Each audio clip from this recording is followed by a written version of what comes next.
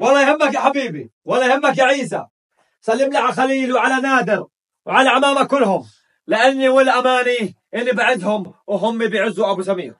وتقلقش، بتقول لأبوك صغيري وأبو سمير المختار، أبو سمير بحلها قد ما تكون كبيرة من صغيرها يا بني. الله يرضى عليك. موعدنا إن شاء الله رب العالمين الساعة 5 في قاعة الأنصار يوم الاثنين إن شاء الله رب العالمين. مع السلامة يا حبيبي، مع السلامة. شو في مشكلة جديدة شكله؟ مشكلة جديدة على حداد أرض بين جيران في بعضهم. على حداد أرض؟ بدك تروح معي نحلها.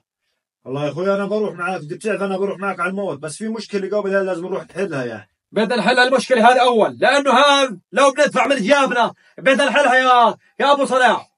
سمير، أعظم صدقة الإصلاح ذات البين يا أبو صلاح. أبو سمير، أيوة، هاي المشكلة أنا بقول لك عنها لها 10 سنين. 10 سنين؟ 10 سنين وما حدا حلها. الله أكبر، هذا ظلم. الظلم ظلمات يا أبو سمير. 10 سنين وما حدا قدر يحلها. ما حدا قدر يحلها. قوم يلا قوم قول يا رب. يا رب. حسبنا الله ونعم الوكيل. آمين. وين المشكلة؟ وين المشكلة؟ هاي المشكلة. هذه أرضي. هذه أرضي يا أخوي. مالي ومال أرضك. مالك ومال أرضي؟ 10 سنين ب10 متر أكلت علي دونهم يا أخوي. أنت بدك تفتح اجرح قديمي؟ يعني أنا أظل لا أقدر أبني لأولادي ولا أقدر أسس لهم مستقبل عشان أنت ترضى؟